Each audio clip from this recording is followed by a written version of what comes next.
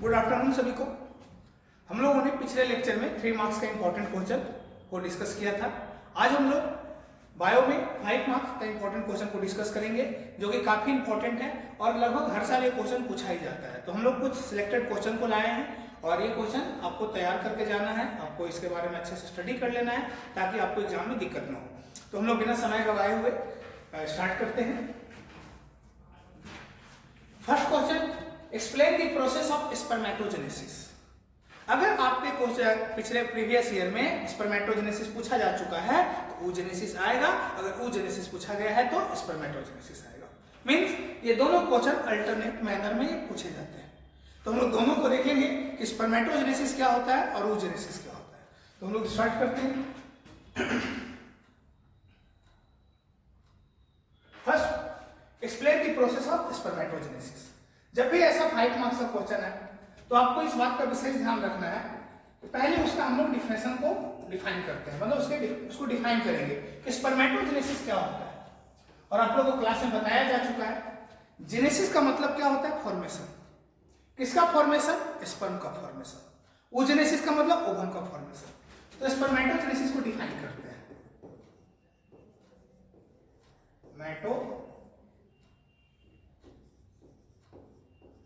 Genesis. The process of formation of haploid sperm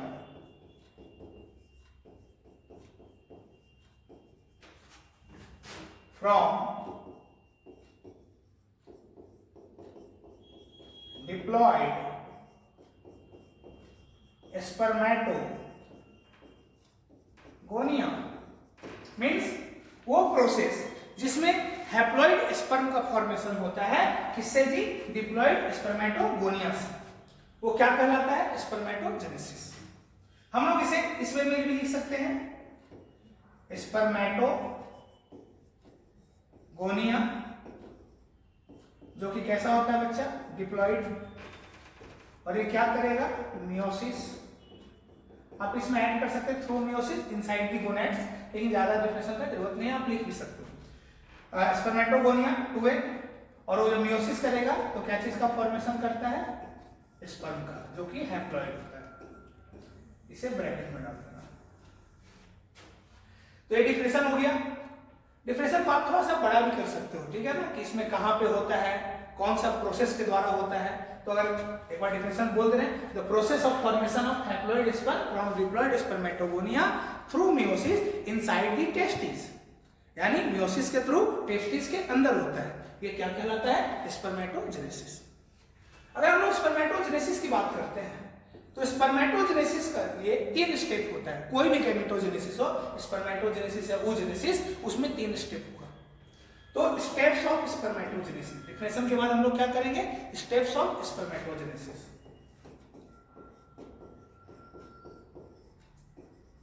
spermatogenesis हम लोग जानते हैं कि स्पर्मेटोजेनेसिस का जो स्टेप है वो कौन कौन सा है? फर्स्ट जो है वो है बच्चा मल्टीप्लिकेशन फेज। Multiplication phase. जैसे मल्टीप्लिकेशन फेज कंप्लीट होता है, सेकेंड जो होता है वो है ग्रोथ फेज।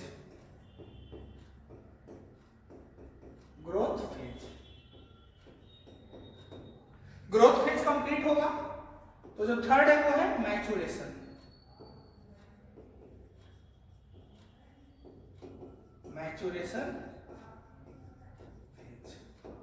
ये आपका 3 फेज होता है।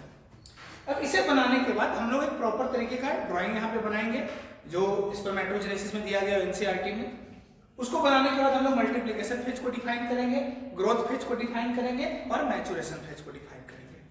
तो इसका जो फिगर होगा आपको याद रखना है कि एक स्ट्रक्चर है जिसके अंदर 44XY मेल में स्पर्मेटोजेनेसिस होता है। इनमें जो ओवरऑल क्रोमोसोम होंगे 44 ऑटोसोम होंगे एंड एक्स एंड वाई क्या होगा? Sex chromosome.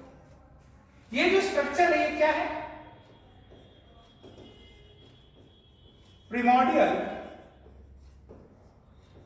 Germ cell. क्या है बच्चा? प्रिमोर्डियल जर्म सेल। ये जो प्रिमोर्डियल जर्म सेल है ये क्या करता है? माइटोसिस। माइटोसिस।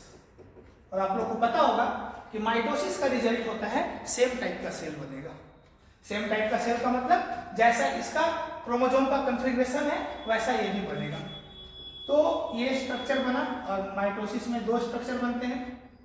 तो 44XY 44XY ये बन गया। आप इसे लिख दो स्पर्मेटोगोनिया। स्पर्मेटोगोनिया। ये जो फेज है बच्चा ये है मल्टीप्लिकेशन फेज।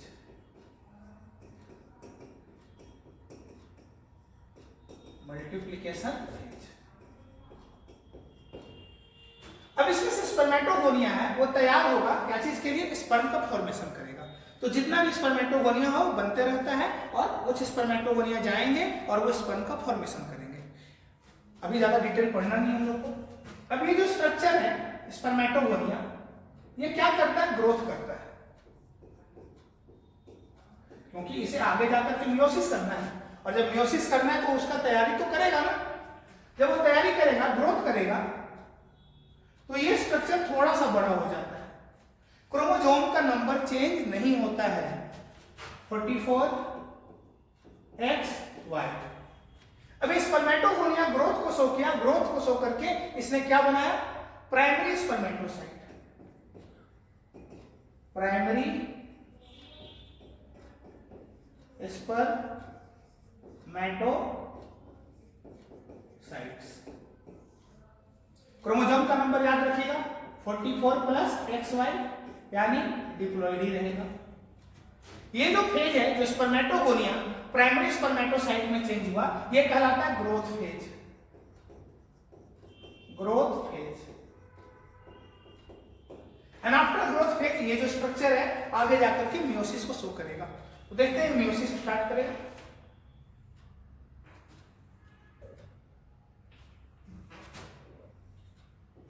तो ये जो स्ट्रक्चर है ये मियोसिस को शो कर रहा है। और आपको पता है मियोसिस में दो होते हैं स्ट्रक्चर, दो स्टेप्स होते हैं, मियोसिस 1 एंड मियोसिस 2। मींस सबसे पहले मियोसिस 1 होगा और मियोसिस 1 में क्या होता है? रिडक्शन डिवीजन होता है, क्रोमोसोम का नंबर हाफ हो जाता है। जब क्रोमोसोम का नंबर हाफ होगा दो स्ट्रक्चर बनेंगे। 22 ऑटोजोम इधर आ जाएंगे, 22 ऑटोजोम इधर आ जाएंगे। एक X इधर आ जाएगा, एक Y इधर आ जाएगा। तो देखा जाए ये जो स्ट्रक्चर है ये सेकेंडरी स्पर्मेटोसाइट है। सेकेंडरी मैटोसाइट्स यानी ये 22+X या फिर 22+Y रहेंगे। अब क्या मियोसिस कंप्लीट हो गया? नहीं, अभी मियोसिस बचा हुआ है। मियोसिस 2 अभी तो मियोसिस 1 कंप्लीट हुआ है ना, जो कि रिडक्शन यानी जो स्ट्रक्चर हो जाते हैं ये एन फॉर्म में हो जाते हैं यानी हैप्लॉइड हो जाते हैं। अब मियोसिस 2 होगा तो मियोसिस 2 यहां पे होता है, इसमें भी मियोसिस 2 होंगे। मियोसिस 2 तो जो स्ट्रक्चर बनेगा वो कैसा होगा? 22X और आप लोगों को पता है meiosis 2 same as a mitosis. 22Y 22Y और ये 22Y। ये क्या बना? ये स्पर्म नहीं बना है, ये स्पर्मेटिड्स बना है। स्पर्मेटिड्स। अब ये स्पर्मेटिड्स जो है जो सर्कुलर स्पर्मेटिड्स हैं ये इलोंगेटेड स्ट्रक्चर में चेंज हो जाएंगे।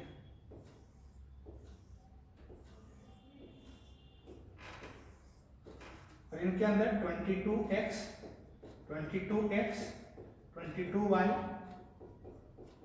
22Y ये जो स्ट्रक्चर बना ये स्पर्म बना। अब देखिए ये जो स्पर्म का फॉर्मेशन हुआ है, यानी ग्रोथ फेज के बाद ये जो स्ट्रक्चर है यहां से लेकर के यहां तक, ये क्या कहलाता है? Maturation phase. Maturation phase. तो हम लोग देखें कि जो स्पर्मेटोजेनेसिस है वो 3 स्टेप में कंप्लीट हो रहा है। स्पर्मेटोजेनेसिस कितने स्टेप में कंप्लीट हो रहा है? 3 स्टेप। कौन कौन सा स्टेप है? देखिए,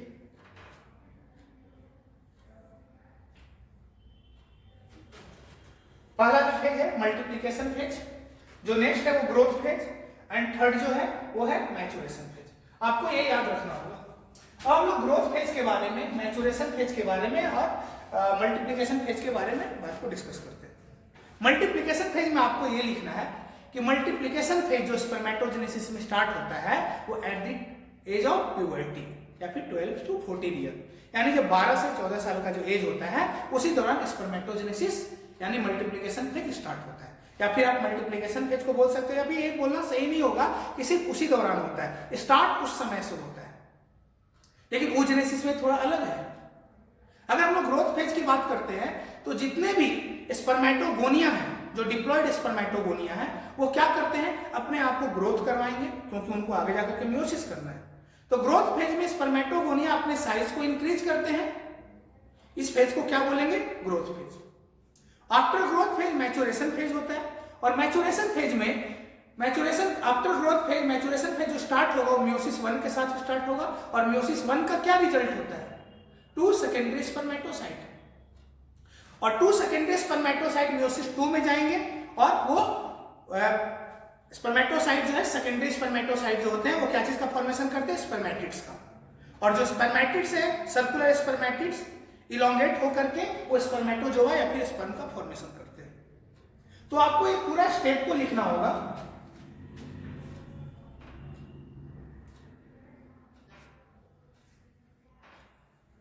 आपको एक पूरा स्टेप को लिखना होगा, और स्टेप लिखने के बाद मल्टीप्लिकेशन फेज, ग्रोथ फेज और मैच्योरेशन फेज, ये सबको क्या करना होगा? डिफाइन करना होगा। तो ये हमारा क्या रहा? स्पर्मेटोजेनेसिस। और ये आप लिखोगे, अच्छे से फिगर बनाओगे तो आपका एक पेज तो चला जाएगा दोनों साइड से। नेक्स्ट हम लोग देखेंगे oogenesis। अब देखो, इससे ऑब्जेक्टिव क्वेश्चन बनने का क्या चांसेस रहता है कि स्पर्मेटोगोनिया का प्लॉइडी क्या होता है? हैप्लॉइड होता है या डिप्लॉइड होता है? oogo यानी प्राइमरी स्पर्मेटोसाइट में क्या होता है? क्रोमोसोम का नंबर कितना होता है? 44 होता है या फिर 46 होता है या 23 होता है, यानी हैप्लॉइड या डिप्लॉइड। सेकेंडरी में क्या होता है? तो आपको पता होना चाहिए कि प्रिमोर्डियल जर्म सेल डिवाइड करके माइटोसिस करेगा, माइटोसिस स्पर्मेटोगोनिया बनेगा, spermatogonia same as a primordial germ cell यानी डिप्लॉइड होंगे 44 + XY। जब वो ग्रोथ करते हैं, बच्चे यहाँ पे ज्यादा कंफ्यूज करते हैं, बाबू ये सिर्फ ग्रोथ कर रहा है, ये अपना क्रोमोसोम का नंबर को चेंज नहीं कर रहा है। क्रोमोसोम का number same as a spermatogonia, और ये प्राइमरी स्पर्मेटोसाइट कहलाएंगे 44 + XY। अब जब प्राइमरी स्पर्मेटोसाइट में मियोसिस, जब तक मियोसिस नहीं होगा तब तक क्रोमोसोम का नंबर हाफ कैसे होगा? तो जो प्राइमरी स्पर्मेटोसाइट जब मियोसिस 1 को शो करता है तो ये रिडक्शनल डिवीजन कहलाता है, और इसमें रिडक्शन होता है क्या चीज का? क्रोमोसोम का। क्रोमोसोम जो होता है वो कम जाते हैं, कितना? हाफ हो जाएंगे। पहले कितना था? 46, यानी 44 + XY। अब कितना हो जाएगा? 23। कितना? 23, यानी 22 + X, और एक में 22 + Y। वो जब मियोसिस 2 को शो करेंगे तो 22 + X, 22 + X, 22 + Y, 22 + Y, यानी स्पर्मेटिड्स बना। अब वो स्पर्मेटिड्स कन्वर्ट हो जाएंगे, चेंज हो जाएंगे, ट्रांसफॉर्म हो जाएंगे, इसमें बाबू स्पर्म में। ये था हमारा स्पर्मेटोगोनिया। नेक्स्ट जो हम लोग डिस्कस करने वाले हैं वो oogonia यानी oogenesis की बात करने वाले हैं। तो ये 5 मार्क्स के लिए तैयार रहिएगा आप लोग। 5 मार्क्स। नेक्स्ट हम लोग देखेंगे oogenesis। oogenesis को डिस्कस करते हैं।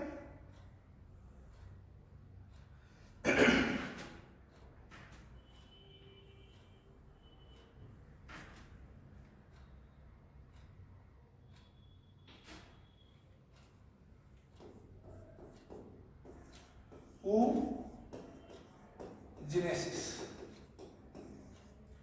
अब जब oogenesis की बात करते हैं तो सबसे पहले इसके डिफिनेशन की बात करेंगे। oogenesis क्या होता है? The process of formation of haploid ovum from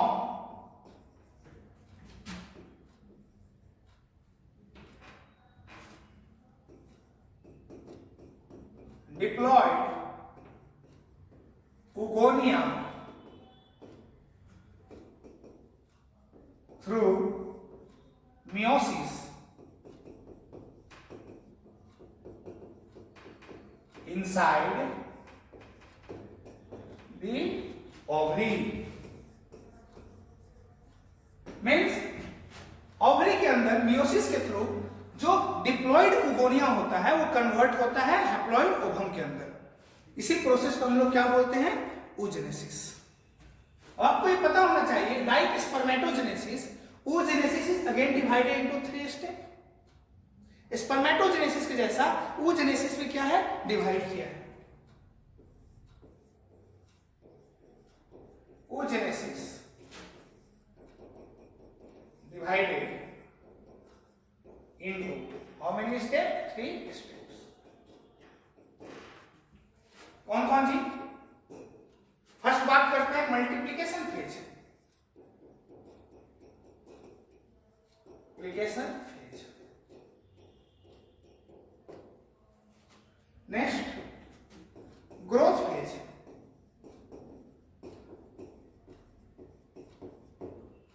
last maturation phase.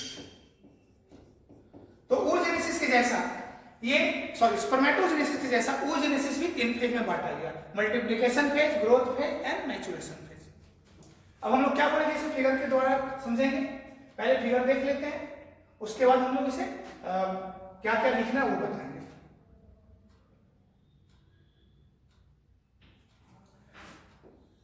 ये जो स्ट्रक्चर है ये प्रिमोर्डियल जर्म सेल, प्रिमोर्डियल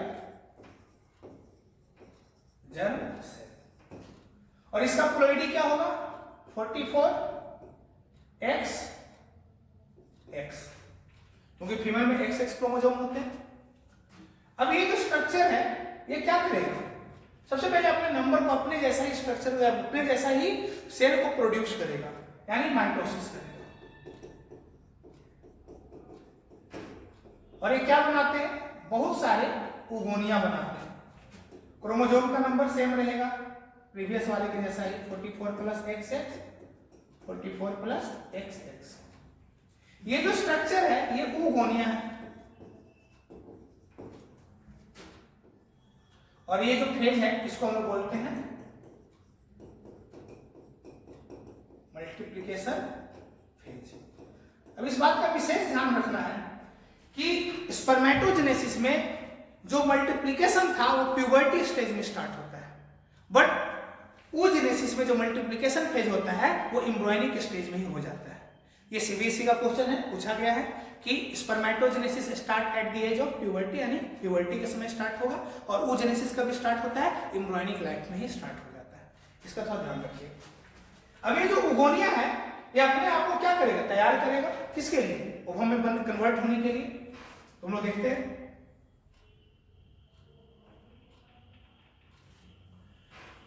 ये oogonia ग्रोथ करेगा, यानी अपने साइज को क्या करेगा? बड़ा करेगा। और जो सारा तैयारी है आगे के लिए वो सारा तैयारी इसी फेज में होता है। बट क्रोमोसोम का नंबर वही रहेगा 44 + XY, बस तैयारी हुआ है, चेंजिंग नहीं हुआ है कुछ, बस उसका साइज थोड़ा चेंज, मतलब उसका साइज बड़ा हो चुका है। ये जो स्ट्रक्चर है 44 + XX oogonia ग्रोथ करके क्या बनाता है? Primary oocyte। क्या बनाएगा? Primary oocyte। और ये जो फेज है ये क्या कहलाते हैं? Growth phase. Growth phase. Actually हम लोग ग्रोथ फेज को भी वाइटेलोजेनेसिस है, वाइटेलोजेनेसिस में बांटते हैं, बट अभी जरूरत नहीं है, आपको इतना ही लिखना होगा। अब एक प्राइमरी oocyte की बात करते हैं। अब एक प्राइमरी oocyte मियोसिस के लिए तैयार हो गया है, तो ये क्या करता है? मियोसिस। और अभी हम लोग जस्ट बात किए हैं सबसे पहले मियोसिस होगा तो मियोसिस 1। अब देखना ये स्पर्मेटोजेनेसिस से अलग कैसे है। स्पर्मेटोजेनेसिस में इक्वल डिवीजन हुआ था, क्रोमोसोम का नंबर इक्वल था, दोनों में बटा था, जो भी स्ट्रक्चर थे, साइटोप्लाज्म थे या फिर न्यूक्लियस थे, जितने भी स्ट्रक्चर थे वो इक्वली डिस्ट्रीब्यूट हुए थे, बंटवारा हुआ था। बट यहाँ पे अनइक्वल डिस्ट्रीब्यूशन होता है, ये अनइक्वल मियोसिस का एग्जांपल है। तो यहाँ पर एक छोटा सा स्ट्रक्चर बनेगा और एक बड़ा सा स्ट्रक्चर, क्रोमोसोम 22x रहेगा, यहाँ पे 22x, बट साइटोप्लाज्म इसको कम मिलता है, इसको हम लोग बोल देते हैं पोलर बॉडी, और ये आगे भी पोलर बॉडी बनेगा, तो इसको हम लोग बोलते हैं फर्स्ट पोलर बॉडी, क्योंकि दो बनता है इसमें, तो फर्स्ट पोलर बॉडी। ये जो स्ट्रक्चर है ये सेकेंडरी ओसाइट, क्या बना ये सेकेंडरी ओसाइट। क्या मियोसिस कंप्लीट हो चुका है? बिल्कुल नहीं, अभी मियोसिस 2 बचा हुआ है। आफ्टर जो सेकेंडरी ओसाइट है वो मियोसिस 2 के लिए तैयार हो रहा है। पोलर बॉडी में in the case of human polar body जो है वो डिवाइड नहीं करता है, बाकी दूसरे एनिमल में डिवाइड करेगा। अब क्या होने वाले हैं? मियोसिस। अब मियोसिस 2 जो होता है बिल्कुल उसी के जैसा होगा, जो डिस्ट्रीब्यूशन होता है वो अनइक्वल होता है, इसमें 22 + x 22 + x। तो ये जो छोटा वाला स्ट्रक्चर बना है ये क्या कहलाता है? Second polar body, second polar body. ये जो स्ट्रक्चर बना ये ओटिड्स। लेकिन ये याद रखना है कि ह्यूमन में सेकेंडरी ओसाइट मियोसिस 2 तभी शो करेगा, ओटिड तभी बनेगा जब फर्टिलाइजेशन हो जाएगा। मींस जो ओवम रिलीज होता है वो किस स्टेज में होता है? Secondary oocyte. और फर्टिलाइजेशन भी किस स्टेज में होता है? Secondary oocyte. और सेकेंडरी ओसाइट में जब फर्टिलाइजेशन हो जाता है तब जाकर के मियोसिस 2 होता है। अब जो यहाँ पे स्ट्रक्चर देखने को मिल रहा है, ग्रोथ फेज के बाद जो देखेंगे ये स्ट्रक्चर है बच्चा, यह है मैच्योरेशन फेज। मैच्योरेशन फेज देखिए, ये स्ट्रक्चर हम लोग डिस्कस किए अभी।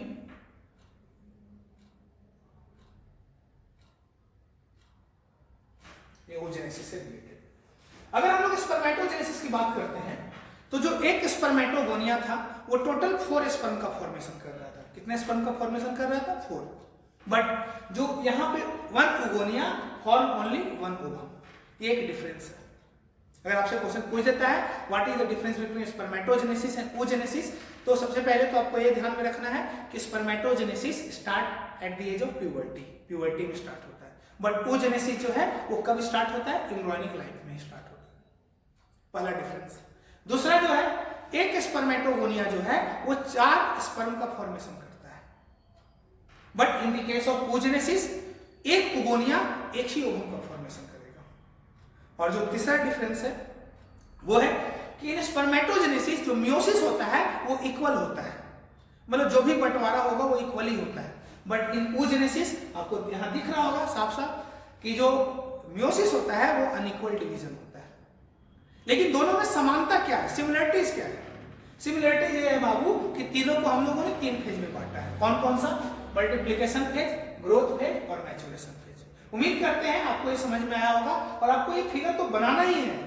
अगर आपसे स्पर्मेटोजेनेसिस ओजेनेसिस से पूछा गया 3 मार्क्स में पूछा जाए या 5 मार्क्स में पूछा जाए तो आपको पूरा कंप्लीट लिखना होगा और आपको ये फिगर बनाना होगा। बिना फिगर का तो नहीं आना है बनाकर, पूरा फिगर है प्रॉपर तरीके से। आप सिर्फ लिख दोगे तो सफिशिएंट नहीं होगा, वो आपको ये फिगर को ड्रॉ करना होता है।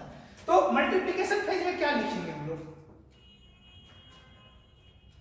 मल्टीप्लिकेशन फेज में लिखेंगे तो primordial germ cell divide through mitosis and form many oogonia. It occur in embryonic stage. 25 week embryo जो ओल्ड एम्ब्रियो होते हैं उनमें स्टार्ट होता है, ये लिख देंगे। Next growth phase. Growth phase में क्या होता है? जो ओगोनिया है अपने आप को क्या करता है? प्रिपेयर करता है, उसका साइज इंक्रीज हो जाता है, अंदर का साइटोप्लाज्म बढ़ जाता है, प्रोटीन बढ़ जाता है, बट क्रोमोसोम का नंबर वही होता है। वो अपने आप को तैयार करेगा मियोसिस 2 के लिए, मियोसिस के लिए। Next maturation phase. After growth phase जो प्राइमरी स्पर्मेटोसाइट है, याद रखिएगा ओगोनिया जो है ग्रोथ करके क्या बना है? Primary oocyte.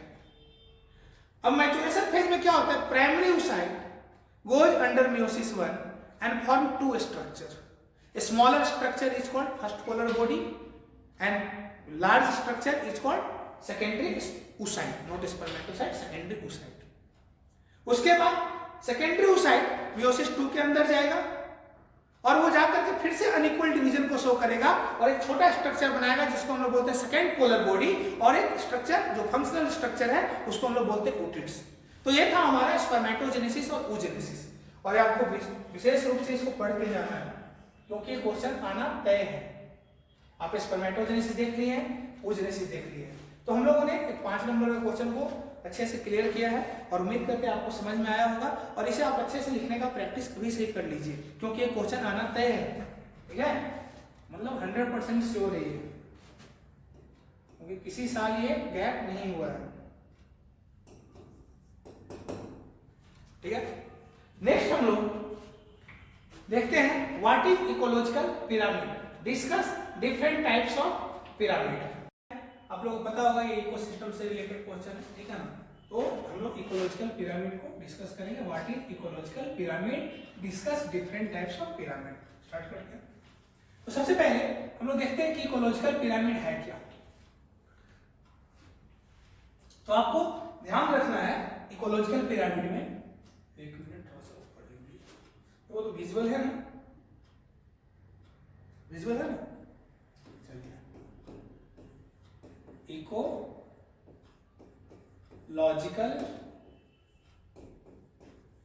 पिरामिड, ठीक है। तो इसको डिफाइन क्या करेंगे, graphical representation, graphical representation of trophic level, trophic level या फिर organism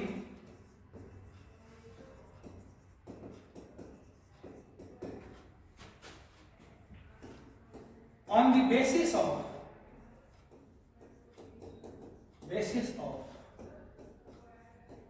biomass, number and energy। तो जो हम लोग ऑर्गेनिज्म को ग्राफिकली रिप्रेजेंट करते हैं किसके बेसिस पे, नंबर के बेसिस पे, बायोमास के बेसिस पे और एनर्जी के बेसिस पे, ये क्या कहलाता है, इकोलॉजिकल पिरामिड। अभी इकोलॉजिकल पिरामिड को सबसे पहले चार्ल्स इल्टन ने दिया था, इसीलिए इस पिरामिड को इल्टोनियन पिरामिड भी बोलते हैं। First of all Charles Elton represent ecological pyramid, ecological pyramid, so it is also called Iltonian pyramid, so it is also called Eltonian pyramid. तो चार्ल्स इल्टन ने इसे रिप्रेजेंट किया था, इसीलिए इकोलॉजिकल पिरामिड को हम लोग इल्टोनियन पिरामिड ही बोलते हैं। अब जो पिरामिड का जो टाइप्स होता है, तो देखो डिफिनेशन के लिए 1 मार्क्स में आएगा, ये 1 मार्क्स में भी लिख देना है। और अगर देखा जाए तो व्हाट इज इकोलॉजिकल पिरामिड, इसका जो वेटेज है ना, ये 1 से लेकर के 2 मार्क्स के लिए होगा 1 मार्क्स के लिए। तो 1 मार्क्स के लिए हमें यहाँ मेंशन कर दिए। अब जो 4 मार्क्स है वो किसके लिए बाबू, टाइप्स ऑफ पिरामिड के लिए। तो हम लोग टाइप्स ऑफ पिरामिड को बताएंगे। नेक्स्ट क्या है, types of ecological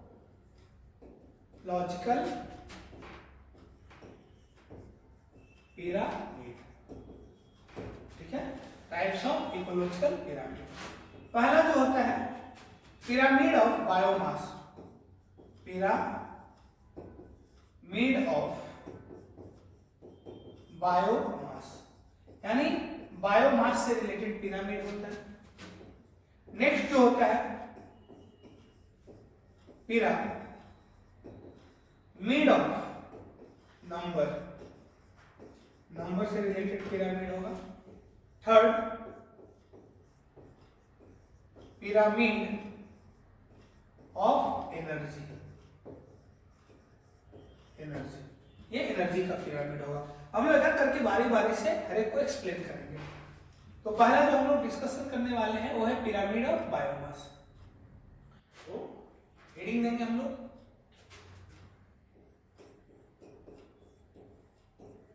pyramid of biomass.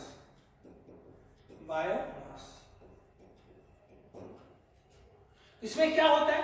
Graphical representation of organism on the basis of biomass. Biomass के बेसिस पे हम लोग जो ऑर्गेनिज्म को ग्राफिकली रिप्रेजेंट करते हैं वो किसका पिरामिड हो जाएगा बाबू? Pyramid of biomass. ये डिफिनेशन लिख भी सकते हैं और नहीं भी लिख सकते हैं, एज यू विश। लेकिन इसमें याद रखना पिरामिड ऑफ बायोमास जो होते हैं मोस्टली क्या होते हैं? Upright and sometime inverted. तो they are upright and inverted। ये अपराइट भी हो सकते हैं और क्या हो सकते हैं? इन्वर्टेड हो सकते हैं। तो इसमें सबसे पहले हम लोग देखेंगे किसका? ग्रास लैंड इकोसिस्टम का। Grass land ecosystem. अब ग्रासलैंड इकोसिस्टम में जो बायोमास होता है वो किसका होता है? बायोमास का मतलब क्या होता है? Organic material, dry weight. तो किसी ग्रासलैंड में तो सबसे पहले जो नीचे वाला जो बेस होता है वो T1 को रिप्रेजेंट करता है, उसके ऊपर वाला T2 को, यानी प्राइमरी कंज्यूमर को, फिर secondary consumer and last top consumer. तो जो सबसे ज्यादा बायोमास होता है वो ग्रासलैंड में वो किसका होता है बाबू? ग्रास का। उसके बाद जो होगा वो रैबिट का बायोमास होगा, उसके बाद फॉक्स का एंड लास्ट लायन का। तो ये जो आपको पिरामिड देखने को मिल रहा है ये अपराइट पिरामिड है, अपराइट। तो ये याद रखिएगा कि ग्रासलैंड का जो पिरामिड होता है बायोमास के बेसिस पे वो होता है अपराइट। ठीक है। नेक्स्ट हम लोग देखेंगे ट्री इकोसिस्टम का। Tree ecosystem. तो ट्री इकोसिस्टम में कौन कौन थे बताओ? T1 में क्या था? ट्री। T2 में क्या था? बर्ड्स। एंड T3 में क्या थे? पैरासाइट। तो यहां पे T3 रिप्रेजेंट कर रहे हैं, ये T1 को रिप्रेजेंट करेंगे, ये T2 को और ये T3। तो अगर जितना भी जो प्लांट है, जो ट्री है, इसका अगर बायोमास प्रोडक्शन देखा जाए तो सबसे ज्यादा हाई होगा एज कंपेयर टू बर्ड्स, और बर्ड का बायोमास जो होगा वो ज्यादा होगा एज कंपेयर टू पैरासाइट। तो इसका भी जो पिरामिड होगा वो होगा बच्चा अपराइट। तो यहां क्या लिखेंगे हम लोग? ट्री, उसके बाद बर्ड्स एंड फाइनली पैरासाइट। तो ये बायोमास में हम लोग दो का देखें, ग्रासलैंड इकोसिस्टम का और किसका बच्चा? ट्री इकोसिस्टम का। जो थर्ड हम लोग देखना है हम लोग को, ये है बच्चा किसका जी? एक्वेटिक इकोसिस्टम का। Aquatic ecosystem. तो एक्वेटिक इकोसिस्टम में क्या होता है? T1 को कौन कवर किए हुए? फाइटोप्लैंक्टन। T2 को कौन कवर किए हुए? जूप्लैंक्टन। एंड T3 को कौन कवर किए हुए? स्मॉल फिश एंड और T4 को लार्ज फिश। हम लोग उसको यहां रिप्रेजेंट करेंगे। तो ये जो स्ट्रक्चर है T1, T2, T3, T4। देखो अगर तुम लोग ऐसे रिप्रेजेंट करते हो तो ये गलत हो जाएगा। फ्लो में अपराइट इसको भी नहीं बनाना है। ये हम जानबूझकर गलत कर रहे हैं कि आप लोग ये गलत नहीं कीजिए। क्योंकि देखो अगर हम लोग एक्वेटिक इकोसिस्टम में जाते हैं तो जो फाइटोप्लैंक्टन और जूप्लैंक्टन है उनका क्या होगा? ड्राई वेट, बहुत ही वेट कम होगा उनका। उनसे ज्यादा वेट किनका होगा? स्मॉल फिश का। और उनसे ज्यादा वेट किसका होगा? लार्ज फिश का।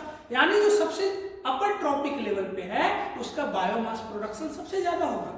तो इसमें जो पिरामिड बनता है वो कैसा बनता है बाबू? इन्वर्टेड। कैसा बनेगा? इन्वर्टेड। और इन्वर्टेड बनेगा तो हम लोग ये जो पिरामिड है ये अपराइट का है, और इन्वर्टेड का क्या होता है बच्चा? ऐसा बनेगा इन्वर्टेड का।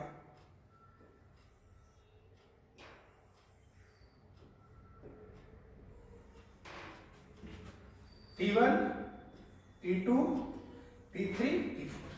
तो यहां पे क्या आ जाएंगे? Phyto plankton. इसमें क्या आ जाएंगे? जू प्लैंक्टन। इसमें क्या आएंगे? Small fish and finally large fish. तो ये हमारा बायोमास का हो गया। तो एक्वेटिक इकोसिस्टम इन्वर्टेड होता है इसका पिरामिड। ट्री इकोसिस्टम कैसा होता है? अपराइट होता है। एंड ग्रासलैंड इकोसिस्टम का भी कैसा होता है? अपराइट। तो पिरामिड ऑफ बायोमास। आप इसको वर्टिकली बनाइएगा तो आपका ये एक पेज अभी तक कंज्यूम हो चुका है। नेक्स्ट हम लोग देखेंगे पिरामिड ऑफ नंबर।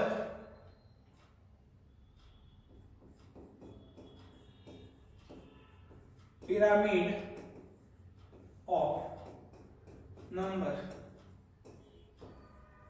तो पिरामिड ऑफ नंबर में देखा जाए तो सबसे पहले हम लोग ग्रासलैंड का बनाएंगे। Grass land ecosystem. तो ग्रासलैंड इकोसिस्टम में सबसे ज्यादा जो नंबर होगा वो किसका होगा? ग्रासेस का होगा। ये स्ट्रक्चर T1 को रिप्रेजेंट करेगा, ये T2 को रिप्रेजेंट करेगा, ये T3 को रिप्रेजेंट करेगा, ये T4 को रिप्रेजेंट करेगा। तो सबसे ज्यादा जो नंबर होगा वो होगा ग्रासेस का। जो नेक्स्ट ज्यादा नंबर होगा, सॉरी उससे कम नंबर किसका होगा? वो रैबिट का। उससे कम नंबर किसका होगा? फॉक्स का। एंड लास्ट जो कम नंबर होगा वो किसका होगा? लायन का। तो देखिए यहाँ पे गलत हुआ है क्या? नहीं सही, उनको लगा फॉक्स में नहीं लिखी। देखिए तो ग्रासलैंड इकोसिस्टम में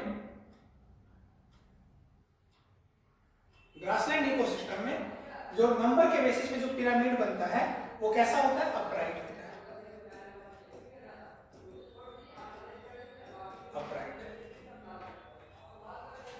next after grassland B aquatic ecosystem. Aquatic ecosystem. तो एक्वेटिक इकोसिस्टम की बात करते हैं तो इनमें भी जो पिरामिड होगा वो कैसा होगा बच्चा? अपराइट। अपराइट।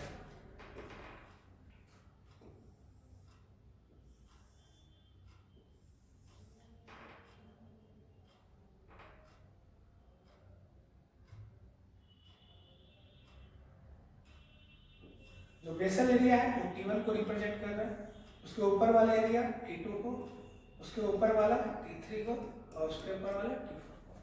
तो सबसे ज्यादा क्या होंगे? Phyto plankton. उसके बाद क्या होंगे? जू प्लैंक्टन। उसके ऊपर स्मॉल फिश। स्मॉल फिश कम होंगे, लार्ज फिश क्या होंगे? और कम होंगे। लार्ज फिश और कम होंगे। तो यह हमारा एक्वेटिक इकोसिस्टम का जो है नंबर के बेसिस पे पिरामिड है। नेक्स्ट देखा जाए तो ट्री इकोसिस्टम की बात करेंगे। Tree ecosystem. तो ट्री इकोसिस्टम में अगर कोई भी एक ट्री है तो उसमें बर्ड्स का नंबर ज्यादा होगा और बर्ड्स पे पैरासाइट का नंबर ज्यादा होगा। तो आप देख रहे होंगे एक ट्रॉपिक लेवल से जैसे ऊपर की ओर बढ़ रहे हैं, नंबर ऑफ ऑर्गेनिज्म इंक्रीज कर रहे हैं। मींस इनका जो पिरामिड होगा वो कैसा होगा बाबू? इन्वर्टेड। इंपॉर्टेंट है, इन्वर्टेड। ये वाला जो एरिया ये T1 ऑक्युपाई करेगा, ये T2 और ये फाइनली ये T3। तो T1 में क्या आ जाएंगे? ट्री। तो किसी एक ट्री पे एक बर्ड तो नहीं होगा, नंबर ऑफ बर्ड हमेशा ग्रेटर होंगे नंबर ऑफ ट्री से। तो यहां पे क्या हो जाएंगे? बर्ड्स। और बर्ड्स के बाद एक बर्ड के क्या ऊपर एक ही पैरासाइट होगा, बहुत सारे पैरासाइट होंगे जो अपना न्यूट्रिशन, अपना जो फूड है उस होस्ट से लेंगे, यानी होस्ट यहाँ पे बर्ड हो जाएगा। तो यहाँ पे क्या है ये पैरासाइट। तो आप देखेंगे कि यहाँ पर भी क्या हो रहा है, इनके पिरामिड भी इन्वर्टेड है और क्या है अपराइट है। तो नंबर के बेसिस पे और बायोमास के बेसिस पे जो पिरामिड होता है वो अपराइट होता है और इन्वर्टेड होता है, but mostly upright. Last, pyramid on the basis of number, energy.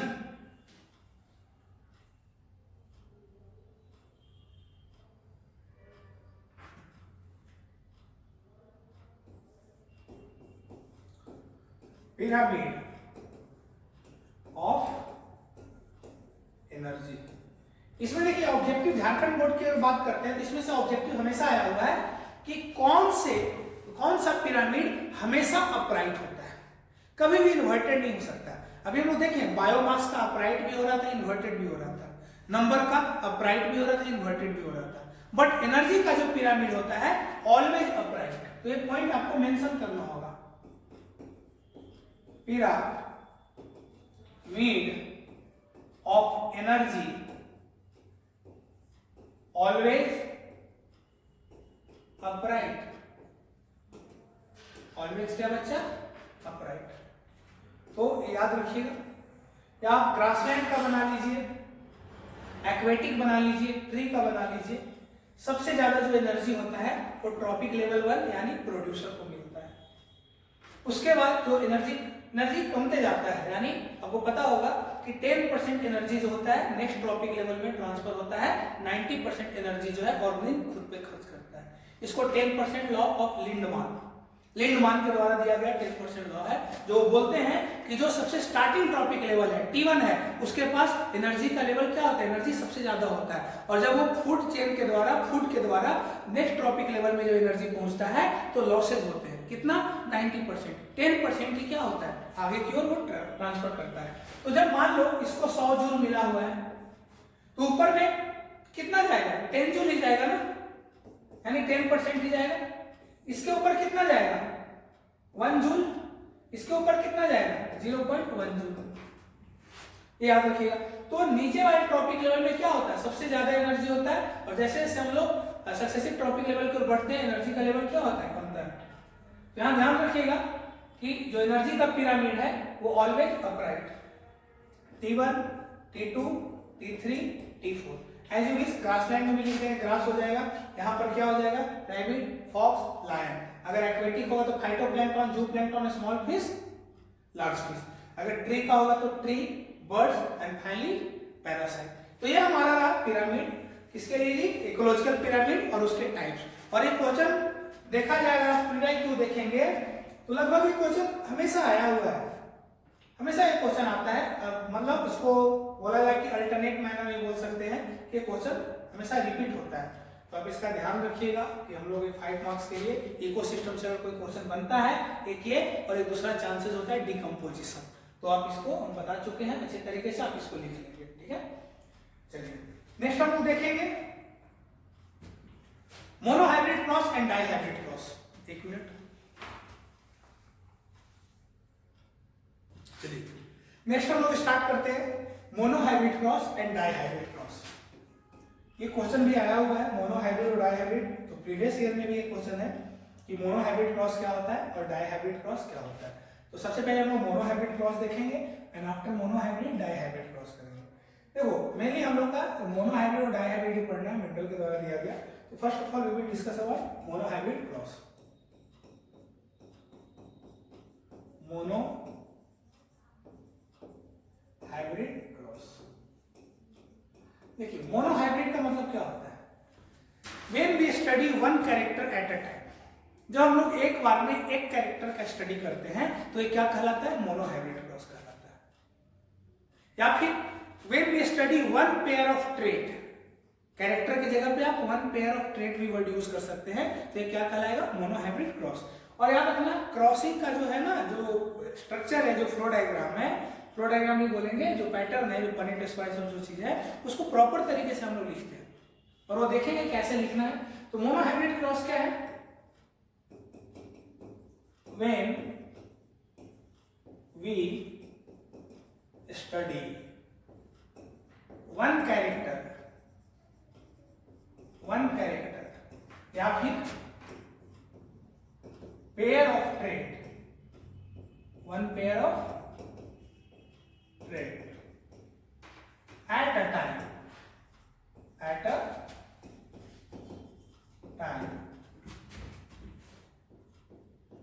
it is called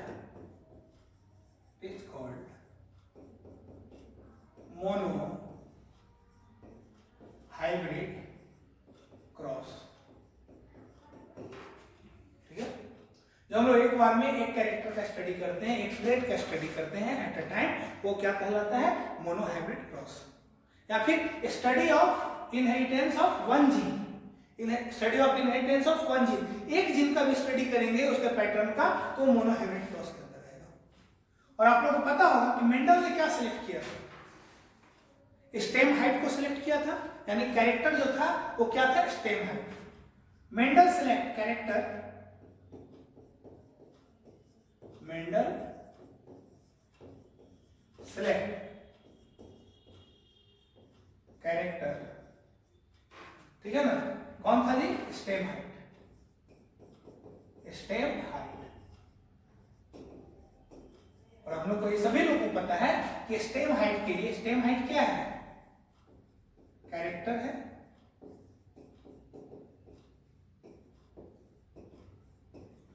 और इसके लिए जो ट्रेट है बाबू वो क्या है? दो है, एक तो टॉल और दूसरा डॉर्फ। और हम लोग टॉल के लिए कैपिटल टी का सहारा ले रहे थे और डॉर्फ के लिए स्मॉल टी।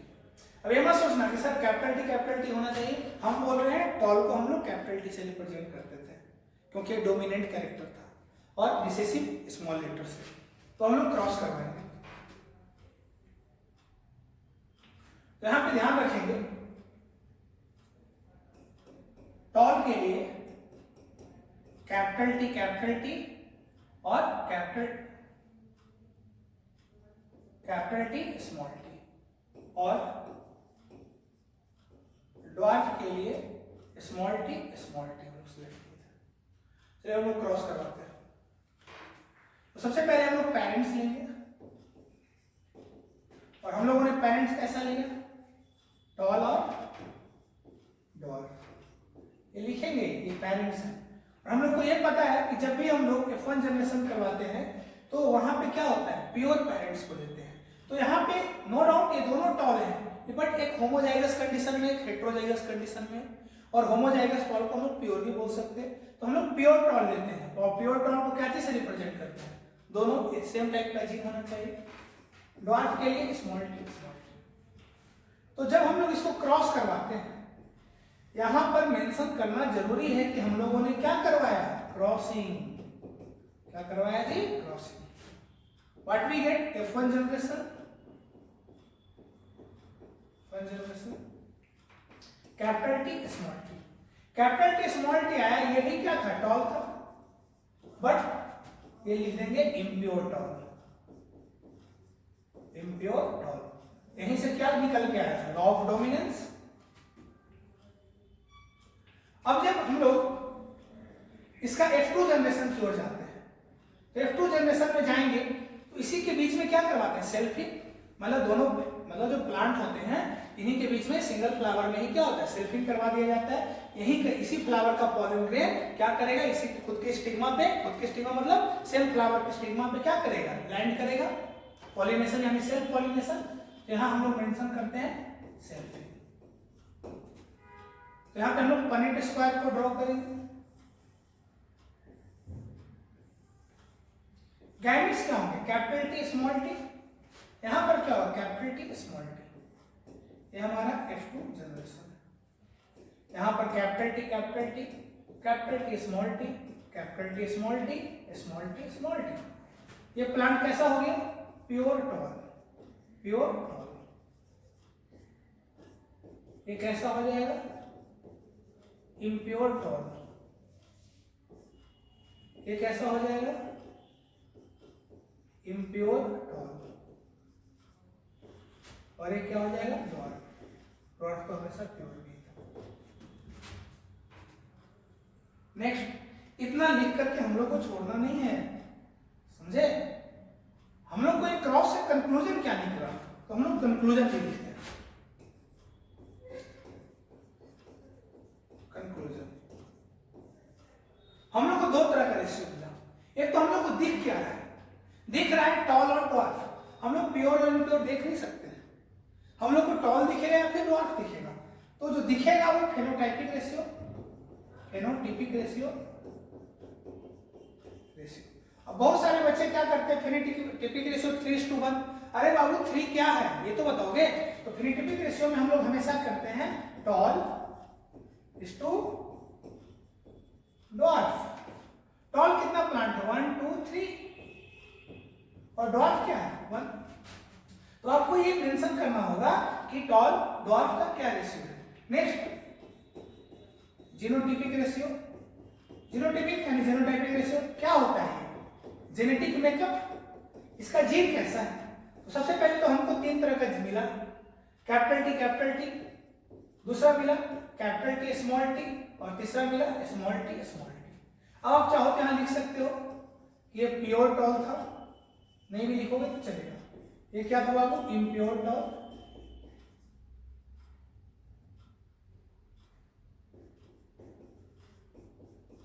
इम्प्योर टॉल, और लास्ट क्या था बाबू, ड्वार्फ।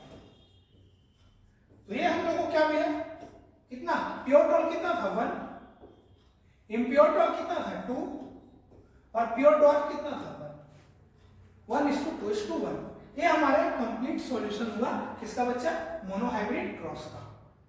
तो आपको ये पूरा लिखना है मोनोहाइब्रिड क्रॉस में, और क्रॉसिंग आपको ऐसे ही करवाना है। और हमेशा याद रखिएगा कि आप पनेट स्क्वायर का ही सहारा लीजिएगा, तो ये ध्यान में रखना। नेक्स्ट क्वेश्चन होता है डाइहाइब्रिड क्रॉस। देखो ये आपको जो आप ऐसे लिख दोगे कि मेंडल ने क्या सिलेक्ट किया था, बहुत बच्चे इसको लिखते भी नहीं है, लेकिन ये इंपॉर्टेंट है। ये जो कंक्लूजन है ये आपको अच्छे से लिखना, इसको हो सके तो बॉक्स में कर दीजिए। ये क्वेश्चन काफी इंपॉर्टेंट रहा है, भी है, और ये आपको पता होना ही चाहिए। एग्जाम में आया ना आए मैटर तो करता है, मतलब आएगा तो अच्छी बात है, आपको पता होगा, लेकिन एग्जाम में आया ना आए ये आपको पता होना ही चाहिए, क्योंकि ये 9th 10th का चीज है। नेक्स्ट हम लोग डाइहाइब्रिड क्रॉस की बात करते हैं। तो नेक्स्ट डाइहाइब्रिड क्रॉस,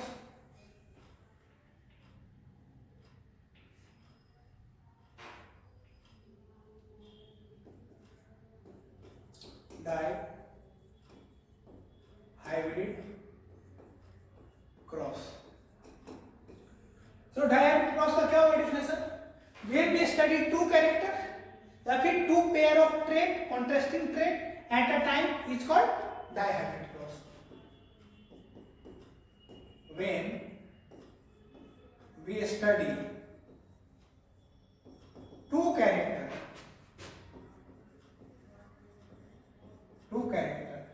या फिर 2 pair of trait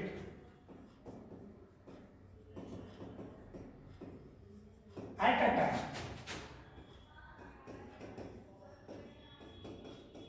it is called क्या जी, डाई हाइब्रिड क्रॉस। ये क्या कहलाएगा, डाइहाइब्रिड। या फिर study of inheritance of 2 gene, जब 2 जीन का स्टडी हम लोग करेंगे एट अ टाइम, वो क्या कहलाता है, डाइहाइब्रिड क्रॉस। अब डाइहाइब्रिड क्रॉस में मेंडल ने क्या किया था, मेंडल सेलेक्ट पहला, एक तो इन्होंने सीड कलर लिया और सीड शेप लिया, सीड कलर, और सीड कलर कितने तरह का था, पहला येलो, और क्या बच्चा, ग्रीन। येलो के लिए कैपिटल वाई, ग्रीन के लिए स्मॉल वाई। और दूसरा क्या लिया गया था, सीड शेप। सीड शेप में राउंड, जो कि कैपिटल आर से रिप्रेजेंट हो रहा था, और रिंकल्ड, इसको हम लोग स्मॉल आर से रिप्रेजेंट कर रहे हैं। तो हम लोग यहां क्रॉस करवाते हैं। तो अगर दोनों को मिलाएंगे तो डोमिनेंट कैरेक्टर को अलग रखते हैं, रिसेसिव कैरेक्टर को अलग कर देते हैं। तो मेंडल ने क्या किया, राउंड येलो को किससे क्रॉस करवाया था जी, राउंड येलो यानी दोनों डोमिनेंट कैरेक्टर को दोनों रिसेसिव प्योर फॉर्म में लिया जाता है। तो हम लोग यहाँ पे क्रॉस करवा रहे हैं। देखना इसमें बच्चे कंफ्यूज करते हैं और एक क्वेश्चन आएगा तो इसमें तो आपको चुकना नहीं है, 5 में 5 लाने का टारगेट रखना है, इसमें एक नंबर भी कटना नहीं चाहिए। हम लोग यहाँ लिए पेरेंट्स, पेरेंट्स में क्या लिया गया, येलो राउंड, येलो राउंड, उसका क्रॉस करवाया गया ग्रीन कलर। प्योर फॉर्म में होना चाहिए, येलो के लिए प्योर फॉर्म क्या होगा, capital Y capital Y, round के लिए प्योर फॉर्म क्या होगा, capital R capital R, green के लिए क्या होगा प्योर फॉर्म स्मॉल वाई और ये स्मॉल आर। तो जो हम लोग क्रॉस करवाएंगे यानी क्रॉसिंग, तो क्रॉसिंग में क्या मिलेगा, capital Y capital R small r. तो ये भी जो प्लांट था ये कैसा था, येलो राउंड बट क्या था, इम्प्योर। जितने भी F1 जनरेशन में आते हैं वो क्या आते हैं, सिंगल पेरेंट से मैच करते हैं F1 जनरेशन, बट वो इम्प्योर फॉर्म। अब इसके लिए हम लोग क्या करवाएंगे, अब हम लोग नेक्स्ट जाएंगे F2 जनरेशन के लिए, यहाँ पे हम लोग सेल्फिंग करवाते हैं। अब देखो सेल्फिंग तो लोग बना नहीं, सबको देखो रेशियो सबको पता होता है, 9:3:2 3:1 12:24 12:12 ये सबको पता होता है, लेकिन गैमेट्स बनाने में बच्चों लोग को दिक्कत होता है। तो गैमेट्स बनाना कोई टफ तो है नहीं, फॉर्मूला मेथड आप लोगों को बताया गया है और अब सीखने का समय नहीं है, अब जो आप सीखें उसको लिखने का समय है। तो यहाँ पे यहाँ पे capital Y small Y capital R small r को क्रॉस करवा रहे हैं, capital Y capital R small r से। तो यहाँ जो गैमेट्स बनेगा, देखो गैमेट्स कितने तरीके का बन रहा है, कैपिटल वाई के साथ कैपिटल आर रख सकता है, कैपिटल वाई के साथ कैपिटल वाई के साथ स्मॉल आर भी रहेगा। दूसरा स्मॉल वाई के साथ भी तो कैपिटल आर हो सकता है और ये स्मॉल वाई के साथ स्मॉल आर। देखो ये चीज हम बहुत अच्छे तरीके से बताए हैं, अगर आप नहीं सीखे हो तो आपका फॉल्ट है, और अभी नहीं सीखना है, अब नहीं सीखना है, अब बस आप याद कर लो, और लास्ट समय में वो याद कर लो, capital Y capital R, capital Y small है, स्मॉल वाई कैपिटल है, स्मॉल वाई स्मॉल आर, 4 तरीके का। या फिर ये भी तरीका है कैपिटल आई के साथ कैपिटल वाई के साथ कैपिटल आर, तो क्यों कैपिटल वाई के साथ स्मॉल आर नहीं रहेगा क्या, बिल्कुल रहेगा।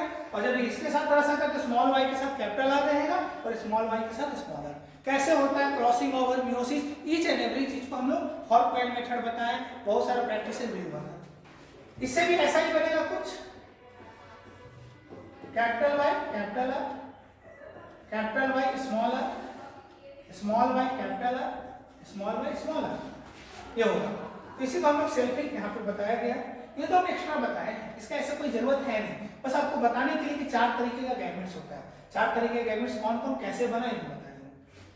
आप इसमें स्किप भी कर सकते हो। हम लोग डायरेक्टली F2 जनरेशन की ओर आते हैं, कहाँ पे आते हैं, F2 जनरेशन। तो F2 जनरेशन में हम लोग एक ऐसा बॉक्स बनाएंगे जिसमें 4 कॉलम और 4 रो हो।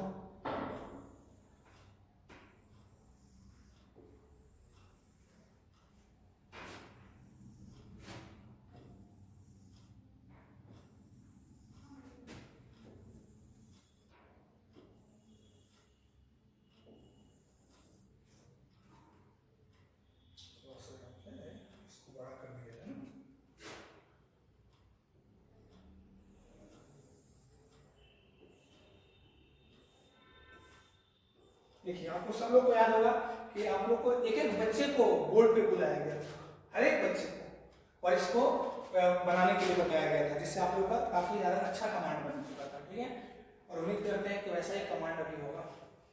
चलिए F2 जनरेशन में क्या आता है, तो हम लोग यहाँ गैमेट्स लिखेंगे कैपिटल वाई कैपिटल आर, यहाँ भी लिखते हैं capital Y capital R, capital Y small are, small Y capital R, small Y small r, ऐसा ही लिखेंगे ना, capital Y small are, small Y capital R, small Y small r. चलो लिखो capital Y capital Y capital R capital R, capital Y capital Y capital R small r. देखो इसको इससे बना capital Y small Y capital R capital R, capital Y small Y capital R small are. Next इस column को पढ़ते हैं, capital Y capital Y capital R small are, capital Y small are small r. चलो उम्मीद करते हैं कि तुम समझ रहे हो अच्छे से। हाँ, अगर किसी को डाउट आ रहा होगा सर स्मॉल वाला आगे लिख सकते हो, बिल्कुल लिख सकते हो। हम लोग अपनी सुविधा के लिए सब चीज किए हैं। ऐसा नहीं है कि हमेशा हम लोग कैपिटल को ही आगे लिखेंगे, ऐसा कोई लॉजिक नहीं है। हाँ, हम लोग को आगे जाकर दिक्कत ना हो इसलिए ऐसा काम करते हैं कि हम लोग कैपिटल लेटर को पहले लिखते हैं। अब तुम्हारे दिमाग में ये नहीं आना चाहिए जब कैपिटल लेटर को पहले लिखते हैं तो capital Y capital R small Y small r. अरे बाबू जी इनको पेयर फॉर्म में रखेंगे यही है। नेक्स्ट यहाँ capital Y small are small are. Next capital Y small Y capital R capital Y small Y capital R small are, small Y capital R capital R, small Y capital R small are. Next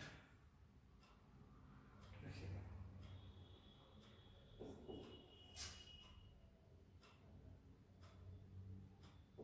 capital Y small Y capital Y small Y capital R small are, capital Y small are small are, small Y capital R small are, small Y small R. देखिए अगर आपका regular class चलता है मतलब normal class चलता है तो हम बताते हैं कौन येलो है कौन राउंड है, लेकिन अब बहुत मुश्किल है कि एक चीज को बताना कौन येलो है कौन राउंड है, और येलो है तो क्यों है, राउंड है तो क्यों है। तो अब लास्ट समय है तो आपको यही याद रखना है कि इसका रेशियो। कंक्लूजन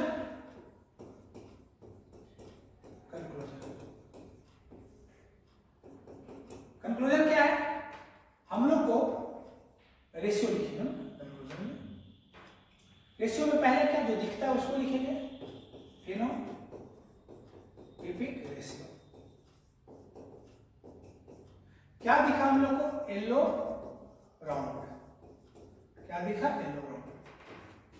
और क्या दिखा, येलो ग्रीन। और क्या दिखा हम लोग को, ग्रीन राउंड। और क्या देखा, ग्रीन व्रिंकल्ड। ग्रीन तो येलो राउंड को अगर काउंट करेंगे तो 9 आता है।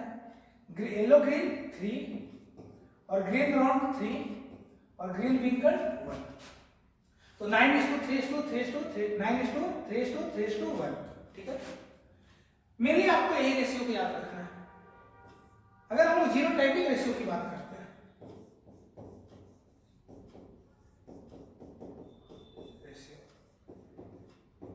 तो क्या है 12, तो हम जैसे याद किए थे 24 12 12 1 और फाइनली हम लोग ये इसको बना देते हैं। आप ये याद कर लीजिएगा, कभी कभी क्वेश्चन पूछा हुआ तो तरीका अच्छा है 12 24 12 12 1। चेंज भी हो सकता है लेकिन ये भी आप कर दोगे तो ये ऐसा ही रहता है। तो देख लीजिए 12 24 12 12 टोटल 16 होने चाहिए। 2 1 3 3 2 5 5 4 9 9 1 10 10 2 12 13 14 15 16।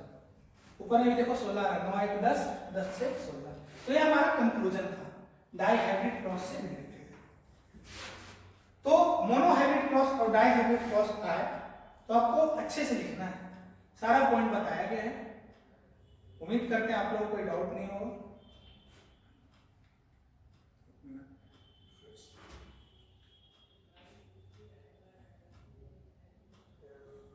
अच्छा ये नहीं हो पाएगा।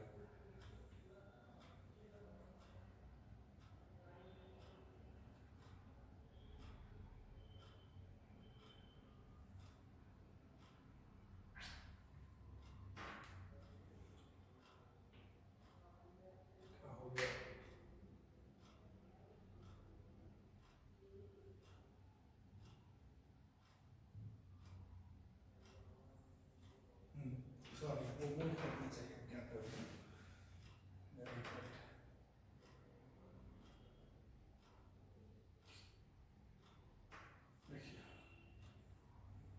तो हम लोग डायहाइब्रिड क्रॉस को देख लिए। तो उम्मीद करते हैं कि आपको मोनोहाइब्रिड क्रॉस और डायहाइब्रिड क्रॉस क्लियर हो गया। ठीक है,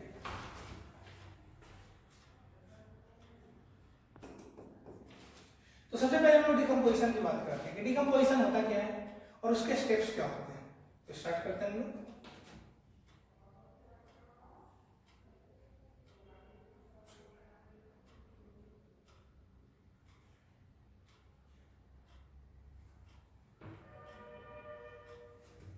तो डिकम्पोजिशन क्या होता है और उसके स्टेप्स को हम लोग एक्सप्लेन करने चले। चलिए, decomposition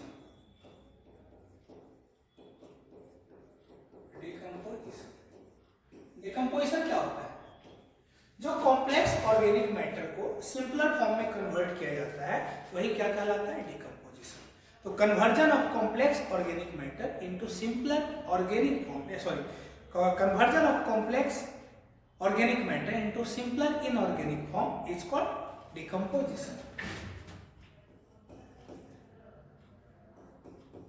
Conversion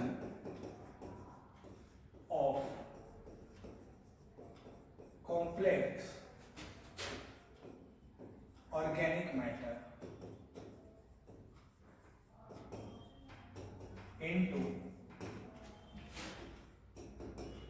simpler in organic form is called decomposition.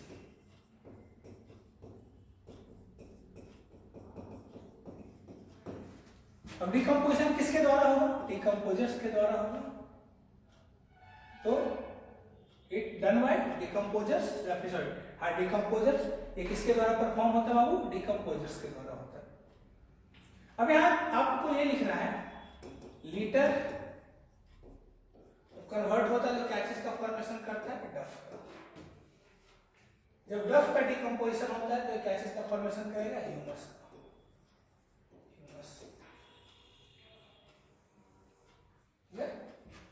तो ये डिकम्पोजिशन होता है। हम लोग स्टेप्स की बात करते हैं। स्टेप्स की बात करेंगे तो पहला क्या होगा? आपको पता होगा फ्रैगमेंटेशन। फ्रैगमेंटेशन का मतलब क्या होता है? जो कॉम्प्लेक्स जो स्ट्रक्चर होते हैं, जो ऑर्गेनिक मटेरियल होते हैं या फिर जो सब्सटेंस होते हैं, वो छोटे छोटे फ्रैगमेंट में उसको तोड़ा जाता है। तो conversion of complex organic material into simpler fragment या फिर small fragment is called fragmentation. और फ्रैगमेंटेशन जो होता है वो डेट्राइटिवोरस के द्वारा होता है। किसके द्वारा होता है? डेट्राइटिवोरस। और यहाँ पे डेट्राइटिवोरस कौन है? अर्थवॉर्म। तो अर्थवॉर्म क्या करता है, जिसको हम लोग फार्मर फ्रेंड बोलते हैं, वो बड़े बड़े सब्सटेंसेस को छोटे छोटे फ्रैगमेंट में कन्वर्ट करता है और ये क्या कहलाता है? फ्रैगमेंटेशन। आफ्टर फ्रैगमेंटेशन जो नेक्स्ट स्टेप है वो है बाबू लीचिंग। सेकेंड स्टेप क्या है? लीचिंग। तो जब फ्रैगमेंटेशन होता है तो उसमें कुछ सॉल्युबल सब्सटेंस जो होते हैं वो रेन वाटर के साथ सॉल्युबल होकर के सॉइल के ओरिजिन में चले जाते हैं, प्रिसिपिटेट कर जाते हैं। वो क्या कहलाएगा? Leaching. Third, after leaching catabolism. अब जो सिंपल फॉर्म में जो सब्सटेंसेस चेंज हो चुके हैं उसको बैक्टीरिया और वायरस एंजाइम सीक्रेट करके और सिंपलर फॉर्म में चेंज करता है with the help of bacteria and fungus, not virus. Bacteria and fungus क्या होता है? उस स्ट्रक्चर को सिंपल फॉर्म में कन्वर्ट किया जाता है। Means what is the difference between fragmentation and catabolism? Catabolism is an enzymatic process. Catabolism जो होगा वो एंजाइम की मदद से होगा। तो याद रखना है कि कैटाबोलिज्म में एक ये एंजाइमेटिक प्रोसेस है और एक किसके द्वारा होगा? बैक्टीरिया और क्या बच्चा? फंगस के द्वारा परफॉर्म होगा। Next, fragmentation, leaching, catabolism. हम लोग फोर्थ बात करते हैं। नेक्स्ट स्टेप है बच्चा वो है ह्यूमिफिकेशन।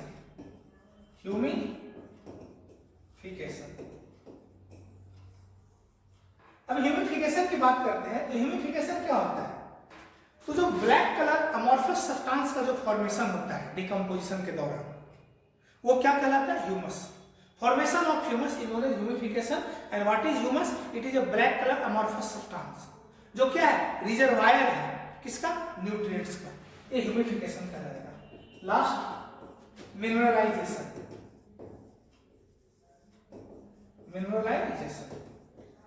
मिनरलाइजेशन में क्या होगा? जो ह्यूमस होता है वो एक रिजर्वायर है मिनरल्स का। मींस अगर उसको और सिंपल फॉर्म में कन्वर्ट किया जाए तो वहां से जितने भी मिनरल्स हैं वो सारे क्या होते हैं? सेपरेट हो जाते हैं। बट ये एक टाइम टेकिंग प्रोसेस है क्योंकि ह्यूमस जो होता है वो रेजिस्टेंट होता है एंजाइम के लिए। उस पर कोई भी माइक्रोबियल एंजाइम जो होते हैं माइक्रोबियल एक्टिविटी परफॉर्म नहीं हो पाता है, वर्क नहीं करता है। तो बहुत लंबे समय में जो ह्यूमस से जो मिनरल का जो सेपरेशन होता है वो मिनरलाइजेशन कहा जाता है। तो ये आपको ध्यान में रखना है। डिकम्पोजिशन पहले इसको डिफाइन करेंगे। ये वाला स्ट्रक्चर को लिखना जरूरी है कि लीटर से क्या बनेगा? डफ। डफ से फाइनली क्या बनेगा? ह्यूमस। और इसके स्टेप्स की बात करते हैं, सबको डिफाइन कीजिएगा। फ्रेगमेंटेशन क्या होता है, लीचिंग क्या होता है, catabolism, humidification and finally mineralization. ये हमारा हो गया 5 मार्क्स का क्वेश्चन जो एक्सप्लेन डिकम्पोजिशन एंड इट्स। हाँ, इसको थोड़ा सा आपको बड़ा करके लिखना होगा। बड़ा इन द सेंस कि शॉर्टकट में मत मारिएगा। हर एक पॉइंट को आपको क्या करना होगा? एक्सप्लेन करना होगा। फ्रेगमेंटेशन को एक्सप्लेन करना होगा, लीचिंग को एक्सप्लेन करना होगा, कैटाबोलिज्म को, ह्यूमिडिफिकेशन और मिनरलाइजेशन को। और आप हो सके तो ये भी लिख सकते हो फैक्टर अफेक्टिंग। फैक्टर अफेक्टिंग में पता होगा कि टेम्परेचर है, केमिकल फैक्टर है, ठीक है ना? ये सब सारे फैक्टर जो है रिस्पॉन्सिबल है क्या चीज के लिए? डिकम्पोजिशन के लिए। चलिए नेक्स्ट हम लोग देखते हैं what do you mean by recombinant DNA technique. अगर क्वेश्चन बनता है रिकॉम्बिनेंट बायोटेक्नोलॉजी से 5 मार्क्स में, तो ये क्वेश्चन बनना तय है कि रिकॉम्बिनेंट हर साल आया है। अगर आप देखेंगे तो लगभग ये तो रिपीट होता है क्वेश्चन। ये क्वेश्चन ऐसा है जो हमें हर साल रिपीट होता है। अगर पिछले साल आ गया तो इस साल भी आएगा, और अगर इस साल आएगा तो अगले साल भी आएगा। मतलब किसी साल एक गैप नहीं होता है, क्योंकि बायोटेक्नोलॉजी से 5 मार्क्स का क्वेश्चन बनता भी है तो ये बनता है। और एक 3 मार्क्स में पीसीआर जो कि हम बता चुके हैं। What do you mean by recombinant DNA technique? List the various step involve in this technology. Recombinant DNA technology से आप क्या समझते हैं? आपको पता होगा कि बायोटेक्नोलॉजी यानी रिकॉम्बिनेंट डीएनए टेक्नोलॉजी में होता क्या है? हम लोग किसी ऑर्गेनिज्म का जेनेटिक मटेरियल केमिस्ट्री को चेंज करते हैं। क्यों करते हैं? ताकि उससे हम लोग डिजायरेबल प्रोडक्ट को बना सकते हैं जो कि ह्यूमन वेलफेयर के लिए जरूरी है। तो इट इज अ प्रोसेस। इसके डेफिनेशन की बात करते हैं।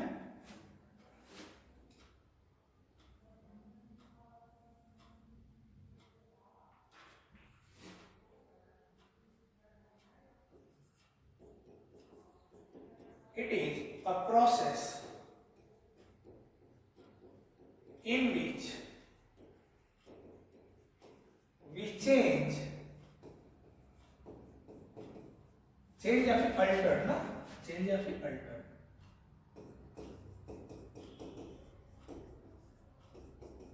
the chemistry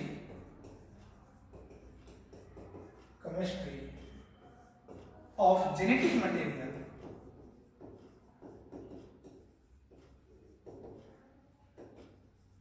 of organism for production of desirable product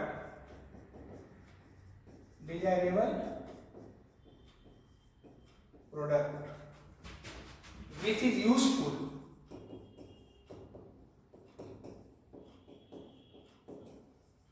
for human welfare।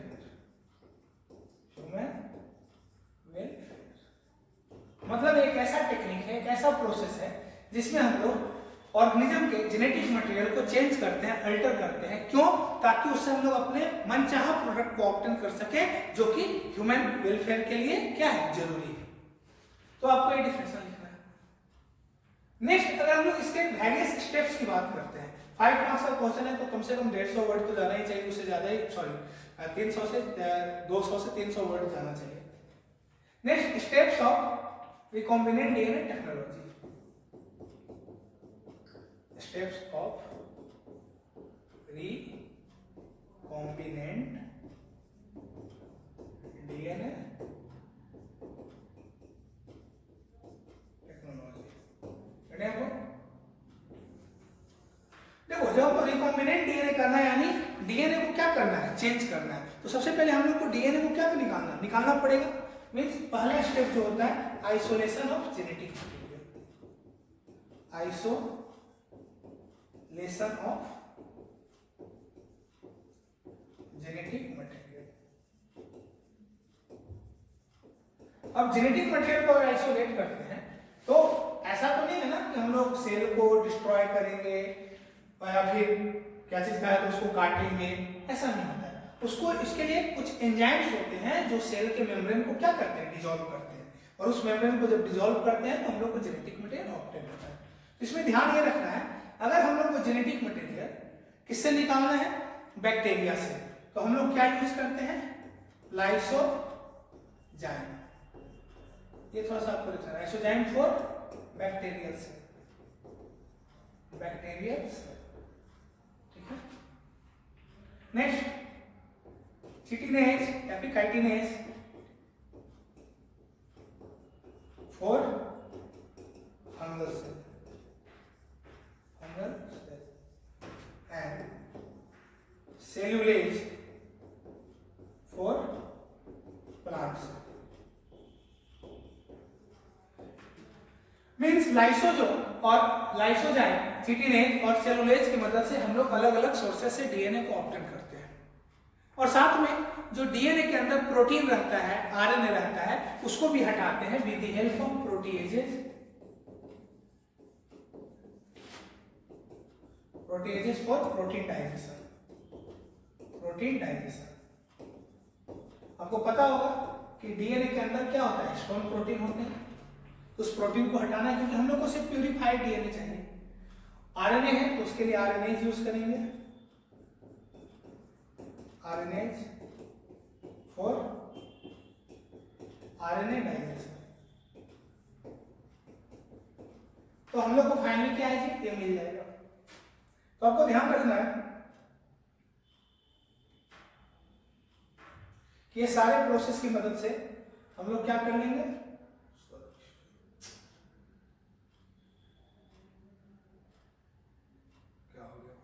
ये सारे प्रोसेस की मदद से हम लोग डीएनए को क्या करेंगे, प्यूरिफाई कर लेंगे। अब जब डीएनए को प्यूरिफाई कर लिए तो उस डीएनए को क्या करेंगे, डाइजेस्ट करेंगे यानी कट करेंगे। तो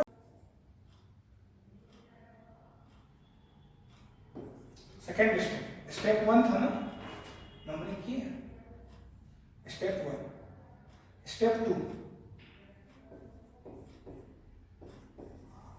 cutting of DNA,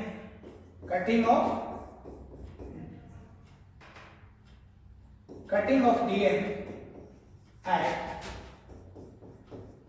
a specific site। हम लोग रिस्ट्रिक्शन एंजाइम की मदद से विद द हेल्प ऑफ क्या,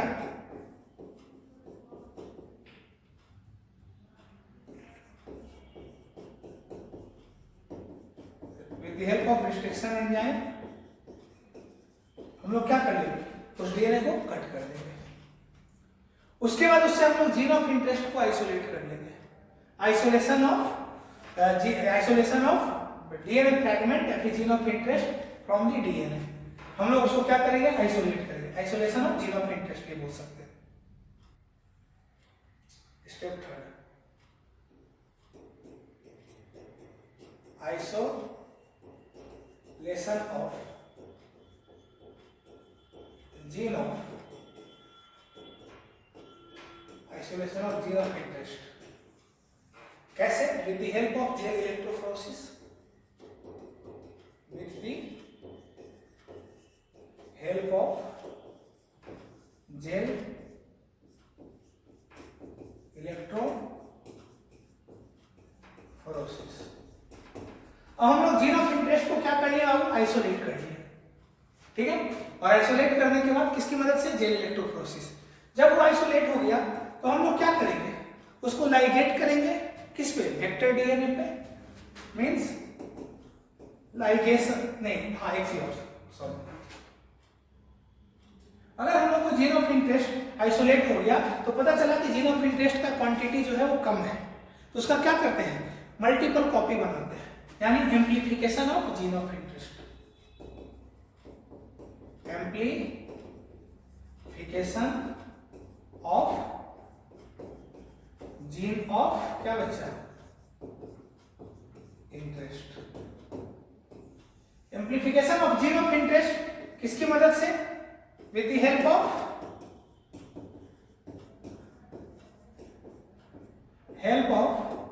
पीसीआर यानी polymerase chain reaction.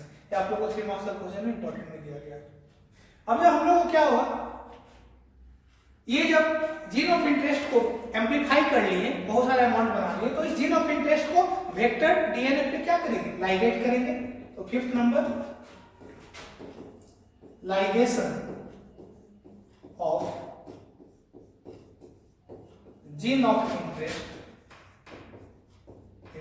Ligation of gene of interest to the vector DNA, vector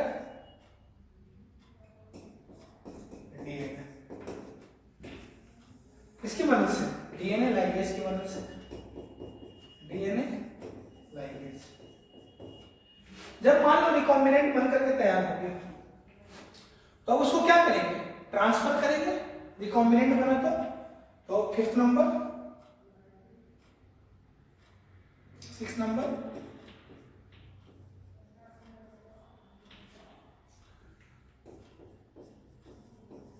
transfer of recombinant DNA into the host, into the क्या हो, host, host के अंदर उसको हम लोग ट्रांसफर कर दिए। कैसे, through the vector method, vector की मेथड जो वेक्टर के थ्रू भेजते हैं, और एक vectorless method, vectorless method with the help of vector और वेक्टरलेस मेथड। जब उसके अंदर ट्रांसफर कर दिए तो जो होस्ट है उसको क्या करते हैं, प्रॉपर कल्चर करते हैं, कल्चरिंग ऑफ होस्ट,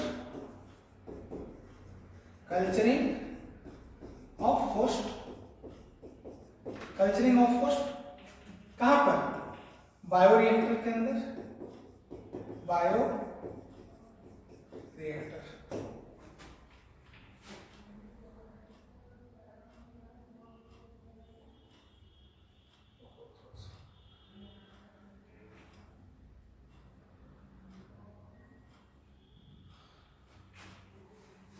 बायोरिएक्टर के अंदर उसको हम लोग क्या किए, कल्चर किए। 8 नंबर, कल्चरिंग करने के बाद ऑब्टेनिंग ऑफ फॉरेन प्रोडक्ट या फिर desirable product, obtaining of desirable product. Desirable product को क्या करते हैं बाबू, ऑब्टेन करते हैं। जो हम लोग को बनाना था, जो हम लोग को चाहिए था वो तो बन गया, उसको ऑब्टेन करेंगे। लास्ट बट नॉट लिस्ट, उस प्रोडक्ट को जब बना तो उसके अंदर कुछ अनवांटेड सब्सटेंसेस भी थे, अनडिजायरेबल, जो हम लोग को जरूरत नहीं था, तो उसका क्या करते हैं, प्यूरिफिकेशन करते हैं।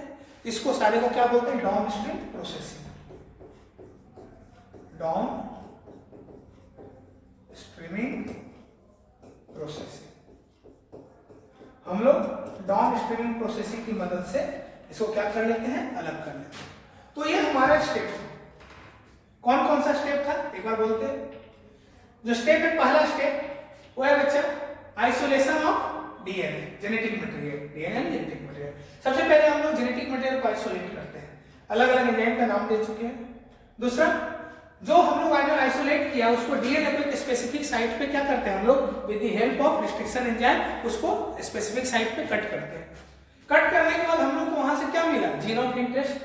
वो जीन ऑफ इंटरेस्ट अगर उसका अमाउंट कम है तो उसका एम्प्लीफिकेशन कर लेंगे, जो कि हमारा कौन सा स्टेप रहता है, fourth, amplification of gene of interest with the help of PCR polymerase chain reaction. Next, जब जीन ऑफ इंटरेस्ट को एम्प्लीफाई कर लिए तो अब उसको क्या करेंगे, वेक्टर डीएनए के साथ क्या करेंगे, ऐड करेंगे। तो ligation of gene of interest to the vector DNA, इसकी मदद से डीएनए लाइगेज। उसके बाद transfer of recombinant DNA into the host. अब जो रिकॉम्बिनेंट डीएनए बन गया उसको होस्ट के अंदर डालेंगे। क्यों? क्योंकि उसी के अंदर जाकर के वो क्या करेगा, क्लोनिंग करेगा। उसके अंदर जो चला गया, दो मेथड होता है, एक तो वेक्टर के थ्रू भेजते हैं, दूसरा वेक्टरलेस मेथड। उसके बाद उस होस्ट को जिसके अंदर रिकॉम्बिनेंट डीएनए उसका कल्चरिंग करते हैं, कल्चर करते हैं। कल्चर होगा तो फिर उससे हम लोग को प्रोडक्ट को ऑब्टेन करेंगे, और वो प्रोडक्ट में कुछ ऐसे डिजायरेबल भी सब्सटेंस होंगे, अनडिजायरेबल होंगे प्रोडक्ट, तो हम लोग उसको सेपरेट कर लेते हैं with the help of downstream processing. तो ये हम लोग रिकॉम्बिनेंट डीएनए टेक्नोलॉजी का, रिकॉम्बिनेंट डीएनए टेक्नोलॉजी क्या होता है और इसका स्टेप्स कौन कौन है। आपको ये सारे स्टेप्स को ना दो लाइन आप लिख दोगे तो काम चल जाएगा, ज्यादा नहीं लिखना है, दो लाइन लिखना है, क्योंकि 5 मार्क्स है तो कितना लिखोगे, क्योंकि और भी तो दूसरा क्वेश्चन को सॉल्व करना है, तो ध्यान रखिएगा। Next, what is biodiversity. Biodiversity क्या होता है and what are the major causes of loss of biodiversity. देखो ये बिल्कुल कहानी वाला पोर्शन है। तो बायोडायवर्सिटी क्या होता है, total number of living organism present in a biosphere. ठीक है, जो इस बायोस्फीयर में total number of living organism present होते हैं वो क्या कहलाता है, biodiversity. Total number of living organism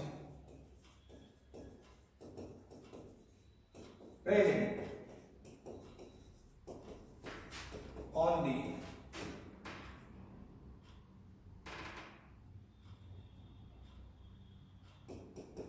in the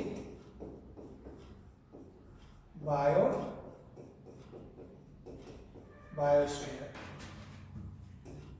is called biodiversity. Biodiversity जो total number of living organism present है इस बायोस्फीयर में, उसको हम लोग बायोडायवर्सिटी कहते हैं। Next, number and types of living organism present on earth is called biodiversity.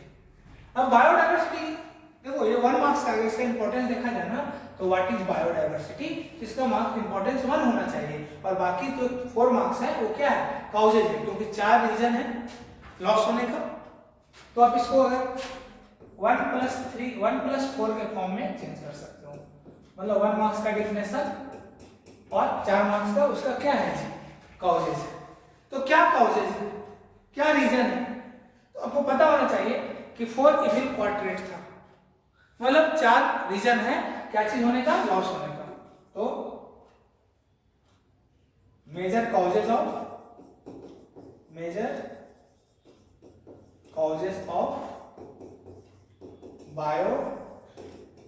Biodiversity loss, the evil quadrate. पहला क्या था बाबू, हैबिटेट लॉस एंड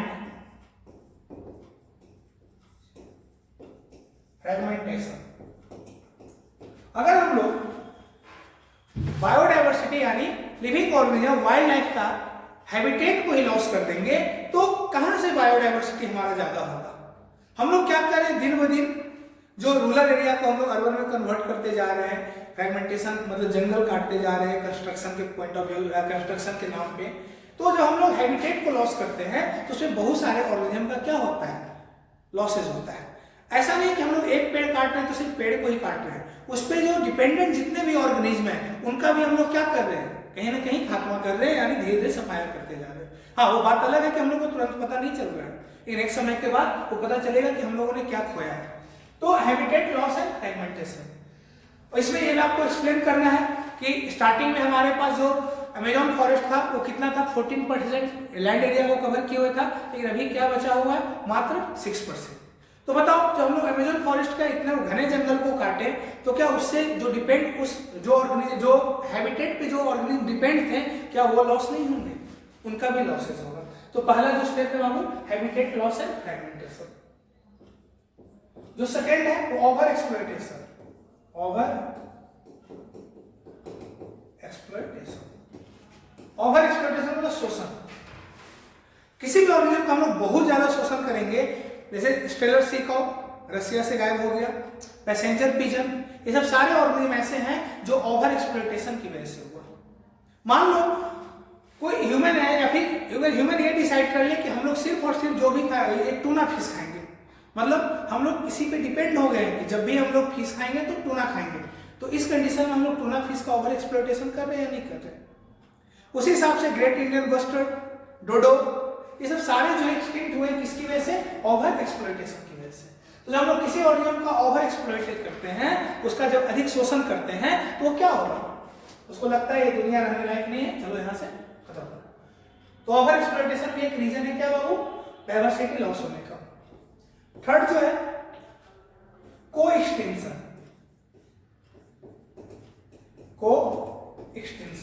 को एक्सटेंशन का मतलब बहुत सारे ऑर्गेनिज्म ऐसे होते हैं जो म्यूचुअली क्या होते हैं? रिलेटेड होते हैं, म्यूचुअलिज्म को शो करते हैं।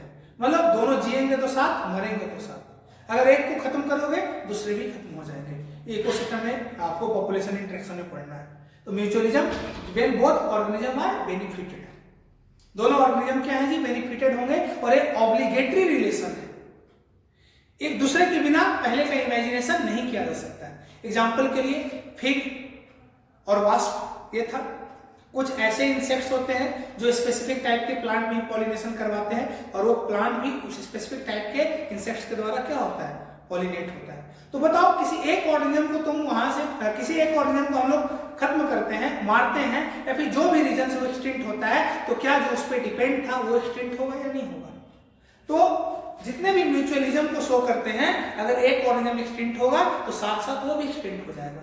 को का मतलब बताया था साथ साथ, को extinction. And fourth, invasion of alien species.